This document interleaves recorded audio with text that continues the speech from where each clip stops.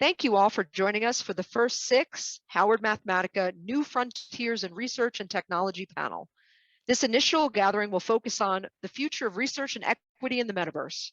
Our panelists for this discussion are Dr. Andre Brock, Dr. Courtney D. Cogburn, Dr. Kyla McMullen, and Dr. Danielle Olson. You are about to hear the pre-taped lecture of one of our panelists. Thank you all for joining us for our SICSS-Howard Mathematica panel discussion with Courtney D. Cogburn. I will begin by introducing our speaker. We'll close with a few resources for you to get to know SICSS-Howard Mathematica if you're joining us for the first time. First, our speaker. Associate Professor Courtney D. Cogburn employs a transdisciplinary research strategy to improve the characterization and measurement of racism and in examining the role of racism in the production of racial inequities in health. She is also conducting research exploring the use of emerging technologies, including computational social science, to examine patterns and psychosocial effects of cultural racism and how virtual reality experiences can lead to changes in attitudes, social perception, and engagement, including empathy, racial bias, structural competence, and behavior. Dr. Cogburn is the lead creator of 1,000 Cut Journey, an immersive virtual reality racism experience that was developed in collaboration with the Virtual Human Interaction Lab at Stanford University, and which premiered at the Tribeca Film Festival in 2018. She's on the faculty of the Columbia Population Research Center and a core member of the Data Science Institute, where she also co-chairs the Computational Social Science Working Group. Dr. Cogburn is also a faculty affiliate of the Center on African American Politics and Society. She directs the Cogburn Research Group and co-directs the Justice, Equity, and Tech Laboratory at Columbia University. Dr. Cogburn completed postdoctoral training at Harvard University in the Robert Wood Johnson Health and Society Scholar Program and at the Institute for Social Research at the University of Michigan. She received her Ph.D. in Education and Psychology and MSW from the University of Michigan and her BA in Psychology from the University of Virginia. She is also a board member of the International Center Advocates Against Discrimination.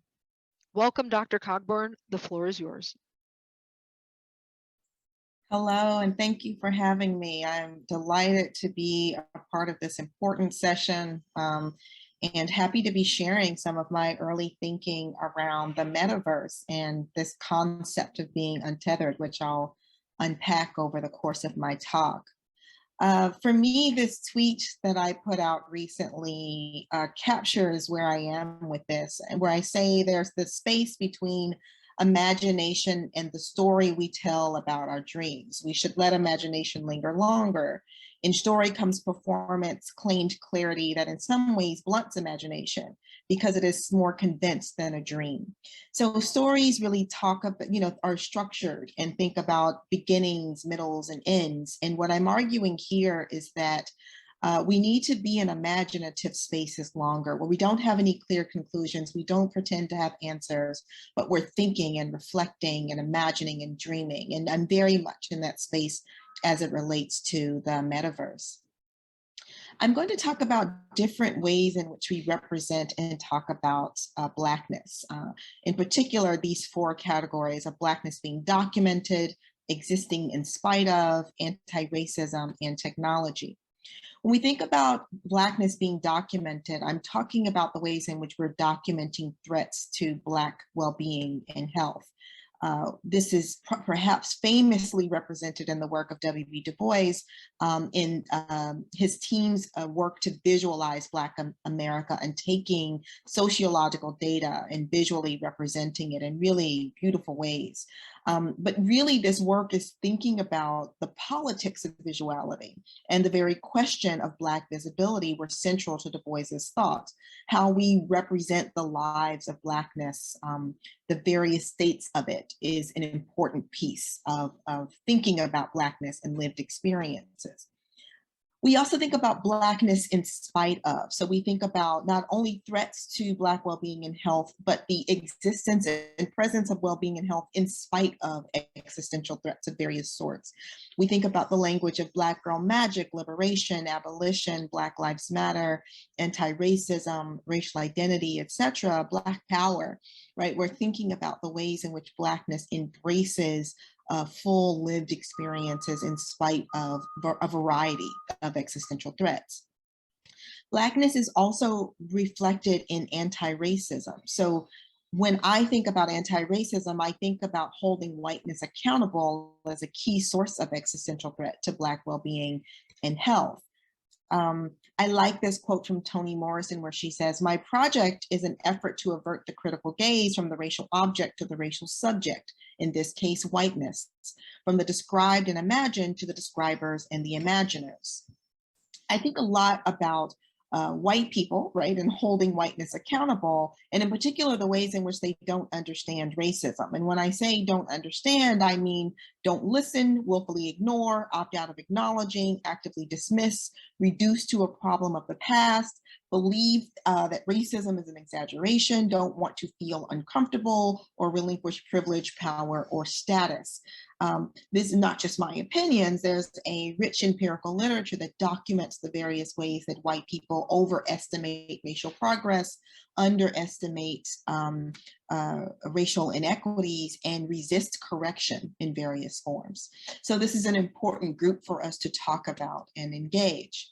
I think particularly about white liberals. And when I talk about white liberalism and the problems of white liberal racial logics and meaning making and ideologies as it relates to race, I'm often getting pushback of, why would you focus on white liberals? Shouldn't you be focusing on the far right?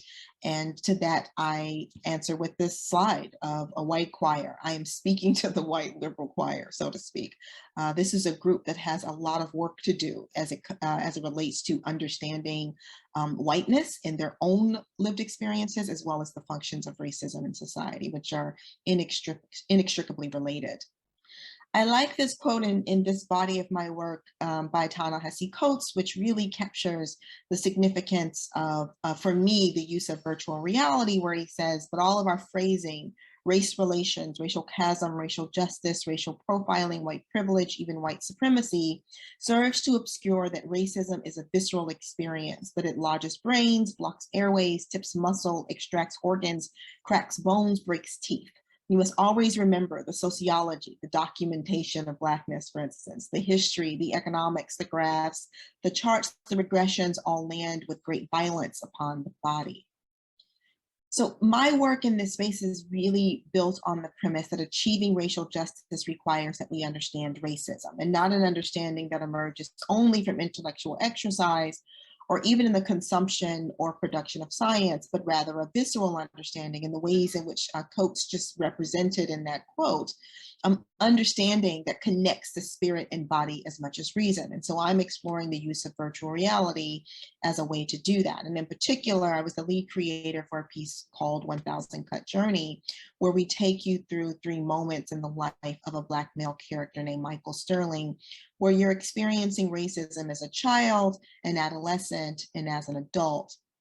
We're interested in various aspects of embodiment where you feel like you have some agency over a digital body, that you're able to visually see this visual body, and that you're having experiences from this digital body's perspective.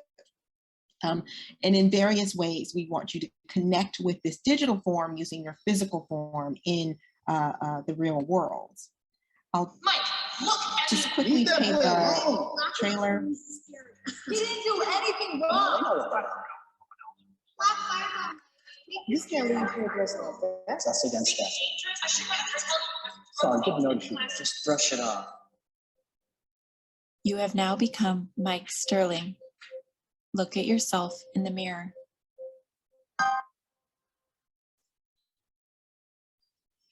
So while we are moving through this a bit quickly, I want you to have a sense of that we're trying to represent multiple layers of documented Black experiences as it relates to these existential threats, creating a visceral experience in virtual reality, and attempting to use it as a tool to potentially shift racial attitudes, beliefs, meaning making, etc., among white liberal groups in particular.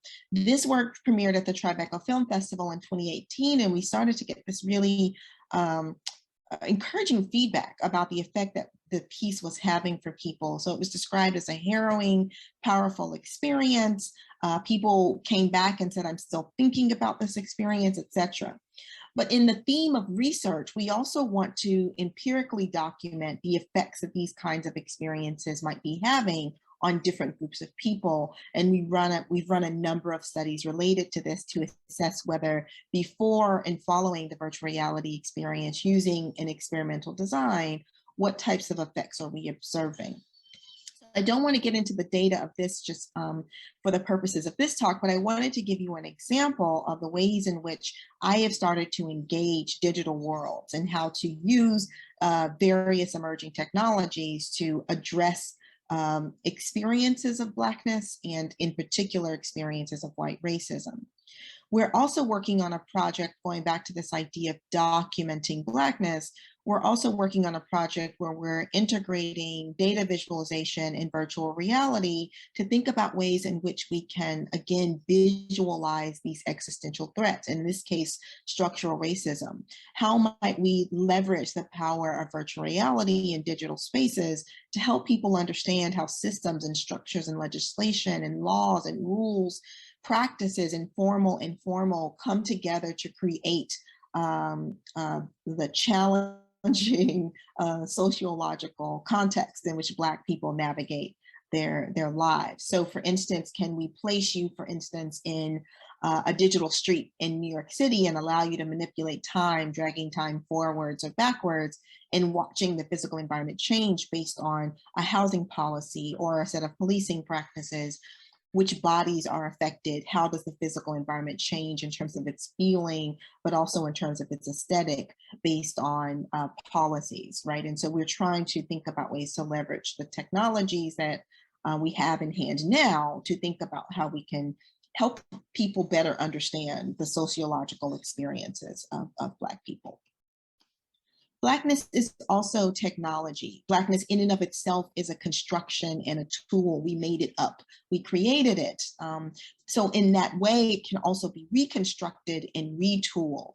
Andre Brock talks about this in terms of Black cyberculture being understood as the protean nature of Black identity mediated by various digital artifacts, services, and practices, both individually and in concert.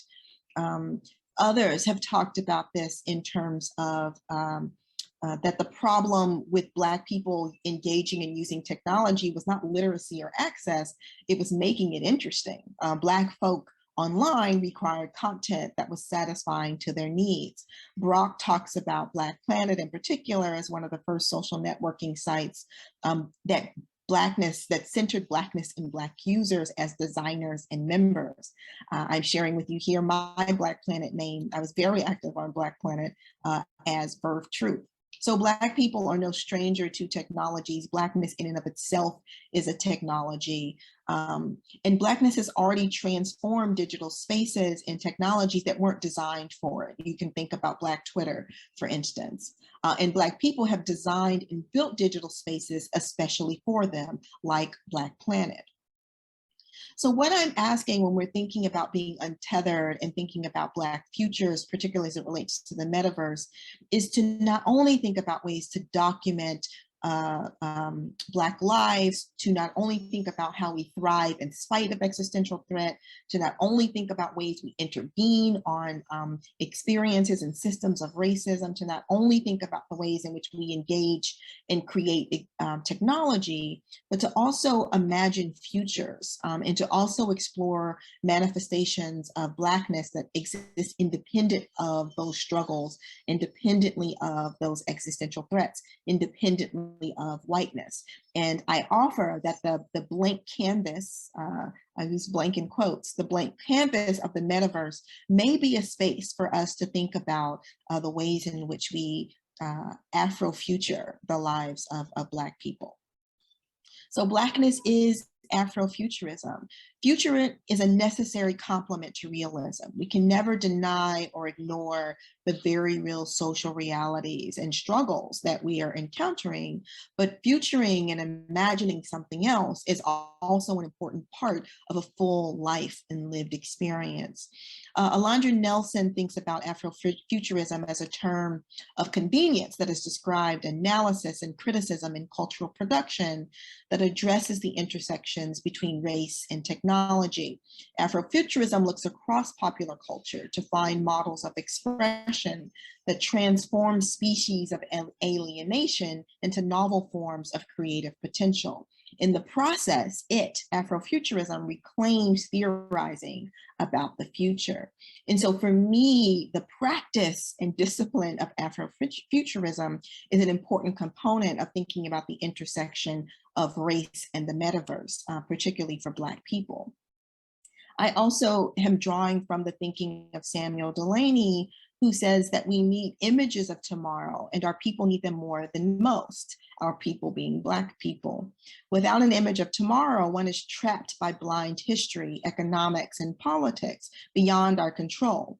Only by having clear and vital images of the many alternatives, good and bad, of where one can go, will we have any control over how we may actually get there, and a reality tomorrow will bring all too quickly. So all of this work is asking us to think about the significance of futuring, the significance of imagining something else, of designing alternatives. I really love this project from Hyphen Labs, which is a VR piece called Neurospeculative Afrofeminism, which is a digital narrative that sits at the intersection of product design, virtual reality, and neuroscience. So in addition to this beautiful virtual reality experience where you're in a salon and you get a neurological makeover from this beautiful Black goddess, they've also designed a series of products that are disruptive and responding to existential threat. For instance, they created a visor with a reflective surface that allows wearers to see but not be seen. They have earrings that function as cameras and recording devices that are meant to document both micro and macro aggressions in a safe and discreet manner. They've developed a silk headscarf that has a pattern that triggers facial recognition software to the point of overwhelming it. There are small faces embedded into this pattern. So this is an act of using technology as protest. They have interestingly created something called the Octavia, which is a technology that can be embedded into Black hair that presumably hypothetically optimizes a user's mind by augmenting memory, increasing creativity and workflow. So this is very Afrofuturistic. Some of these exist, some of these products don't, but they're taking these technologies and recreating technologies and applying them to Black lives in really fascinating ways. Blackness is imagined. Imagining a Blackness that's free of white imaginaries, I think, is very important for thinking about Black futures and potentially thinking about Blackness as it relates to the metaverse. An anti-Black imaginary presumes to have nullified the question how to be, since we are either whatever the world says we are, or we're enmeshed in refusing that imposition. Of course, acquiescence is intolerable. And though defiance is essential, it is not sufficient. So Kevin Quashie, who wrote the book Black Aliveness or the Poetics of Being, makes this argument that we can't only live through fighting and oppression and trauma, that we have to find other ways to exist and live and thrive independent of that very real reality. We shouldn't be limited by it. So he asked us, what would it mean to consider Black aliveness, especially given how readily and literally Blackness is indexed, documented to death? To behold such aliveness, we have to imagine a Black world. We have to imagine a Black world so as to surpass the everywhere and everyday of Black death, of Blackness that is understood only through such a vocabulary. This equation of Blackness and death is indisputable and enduring, surely, but if we try to conceptualize aliveness, we have to begin somewhere else. If we want to imagine Black aliveness, if we want to imagine Black life as full and rich and complicated, we have to find some place to imagine it that exists independent of Black death and Blackness only understood through a lens of death, oppression, and trauma. He also states, we are not the idea of us. We are not even the idea that we hold of us. We are just us, multiple and varied becoming, the heterogeneity of us.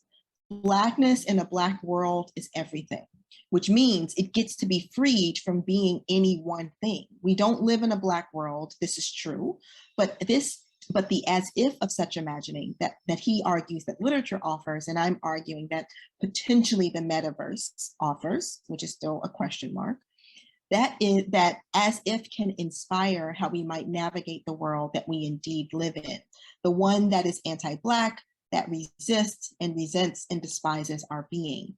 We don't live in a Black world, but in a poem, in an essay, there's an orientation of such being waiting for us. So what he's saying is that through creation of Blackness in literature in particular, and I'm arguing that that might be transferred to other mediums, that there is an orientation of freedom, of aliveness that's waiting for us. And so in some ways, I offer these poems in our hands as a world of an invitation of how to try to be. That is Black aliveness. So I think this is so important, right, to think about what freedom actually feels like. And freedom is not only responding to racism, it's not only responding to and convincing whiteness of our excellence and greatness. It is something that is completely untethered from that. That I think we are yet to, that we've yet to fully explore. Of course, Ruha Benjamin's thinking is critical in this space as well, and it's been shaping and informing my own thinking. She says that imagination is a contested field of action, not an ephemeral afterthought that we have the luxury to dismiss or romanticize, but imagination is a resource, a battleground, an input and output of technology and social order. In fact, we should acknowledge that most people are forced to live inside someone else's imagination. And one of the things we have to come to grips with is how the nightmares that many people are forced to endure are the underside of elite fantasies. And in this case, I would extend that to say more specifically that we live in the imaginations of whiteness, the ways in which white supremacy functions to shape culture and society, both historically and contemporarily, restricts us, restricts the notions of Blackness contained in that white container. So we have to create an imagination. We have to enact imagination that exists outside of that container. Ruha also says to remember imagination, remember to imagine and craft the worlds you cannot live without, just as you dismantle the ones you cannot live within. So this thinking never restricts us to living in some digital virtual world that we sort of run from our dystopian realities, but instead ask us to live in these truths simultaneously, to concurrently fight and dismantle the systems that create oppression in our very real lives, but to also create space for imagining and the creation and design of worlds that we want to live in. And I would argue that Black people need to occupy that space more often. So I would like us to think about this idea of Blackness being untethered. Notions of Blackness that do not exist because of, in spite of, or in response to whiteness in any way. To be untethered is a Black existence that is being free, unencumbered to examine a full range of humanity. I like this text from the this quote from the Black Futures text that asks us, from Adrienne Brown, that asks us if we can practice freedom together. Can we remember what it is to be alive with each other beyond suffering and survival? So my thinking now is, how do we take this rich and wonderful conceptualization and thinking and writing done by these Black scholars across multiple disciplines to help us create a living that exists beyond suffering and survival. Drawing on Black feminism, I think we should also think about Black women as a specific case study because we live and exist between categories. Our fundamental being crosses and traverses these categories. Black women are floating between norms and thus are an important focal point for examining the concept of being untethered, from the concept of being free. So Blackness in the Metaverse. So the Metaverse is an emerging digital and trans-physical ecosystem. Through the Metaverse and the application of various technologies and integration of various technologies in society, society is being actively replicated, translated, and reimagined with or without the engagement of Black people. So we're reimagining the ways that we play, educate, finance, work, govern, and provide services. The metaverse has many definitions. I'll present some of them to you here. One definition is defining the metaverse loosely as an all digital layer of reality that floats above, around, throughout the features of the real world, or in some definitions, it is entirely separate from it. Abovitz describes the Magicverse as an emergent system of systems, bridging the physical with the digital in a large-scale, persistent manner within a community of people. So it's thinking about the ways in which mobility, energy, and the functioning of cities, health and wellness, communications, entertainment will exist across these multiple digital layers, in addition to being intersected with the physical world. It's also been described as replicas, translations, reimaginings of the physical world into completely digital and trans-physical forms, as well as complete reimagining of worlds, societies, communities, and ways of being. But the metaverse does not exist. It is becoming. And this is important to be clear about, because if it does not exist, it can still be designed, it can still be created. Although the word metaverse is being used quite frequently, it's often being used as a synonym for virtual reality, which is not quite accurate. And I know I'm kind of skimming over these definitions, but if you're interested in this, I encourage you to go back and think deeply about, it's not just talking about being an avatar in a virtual experience, it's talking about, it's a concept that's thinking about the ways in which we might reimagine our very way of existing. So there's lots of different elements of this that people are forwarding and thinking about, and I'll just highlight a few here. There are key characteristics, the idealistic version of the metaverse. So a digital and physical, private and public, open and closed platform. It's open for everyone, that's controlled by no one. It exists independently of your hardware. It's not an Apple space, it's not a Facebook space or a Meta space. It's not controlled by anyone in the hardware that they own. It's decentralized and democratic and free. It's equitable, safe, and fair. It's multi-sensory and it's sentient. It's living and evolving. So these are the ideals that some people identify as being a part of the metaverse. What it is now is really a set of independently functioning digital tools and spaces. So being inside a virtual reality headset, represented as an avatar or some other form, thinking about the ways in which we overlay digital information on the physical world, such as through augmented reality, et cetera, et cetera, et cetera. People are thinking about the ways in which we represent our human forms in virtual reality. So the company that created Fortnite has created this tool that's open for anyone to create these hyper-realistic digital forms that we might use in something called the metaverse. And it's also being co-opted by big tech and big data. So Tesla, the company formerly known as Facebook, are all thinking about ways in which they can stake a claim and ownership over this space. And there are people who are asking very important questions about whether that should scare us, and how we should be engaging and thinking about this space, and what could be harmful or what could be useful about the metaverse. And I would argue that that requires as many voices as possible, but in particular, I am thinking about the case for a Black metaverse, Black digital, multi-digital spaces that are controlled and created for us and by us. Lisa Nakamura, I think, makes an important point about this when she talks about, because there is this conversation of diversity in the metaverse, et cetera, and why Blackness, independent of all of that, I think is really important. Lisa talks about the ways in which diversity and the image of the other gets used and exploited.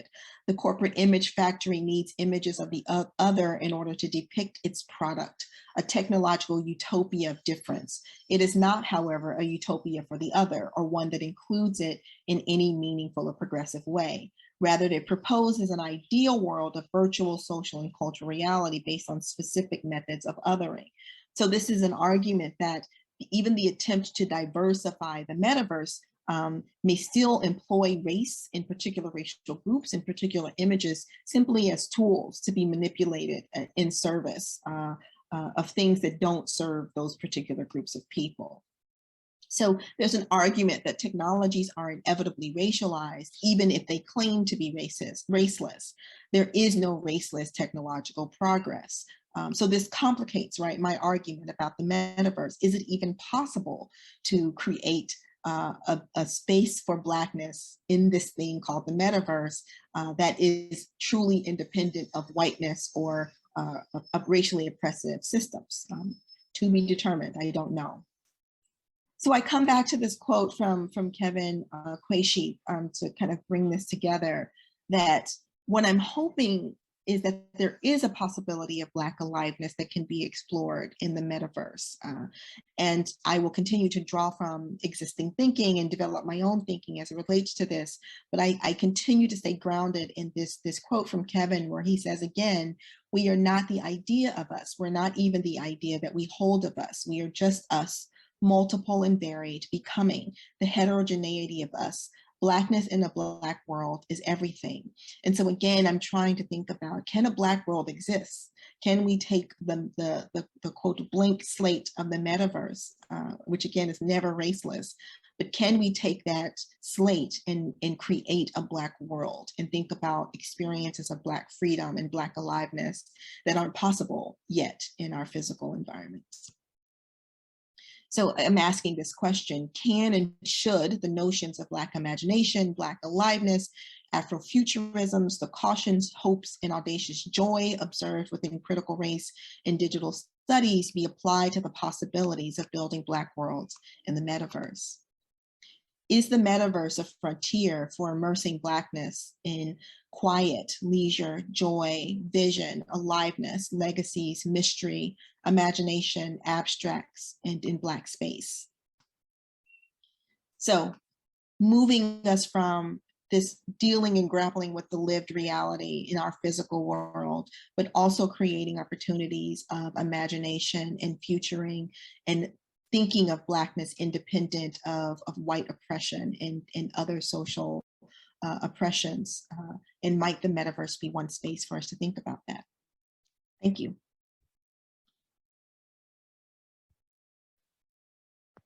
Thank you all for joining us. We look forward to live Q&A during the Institute.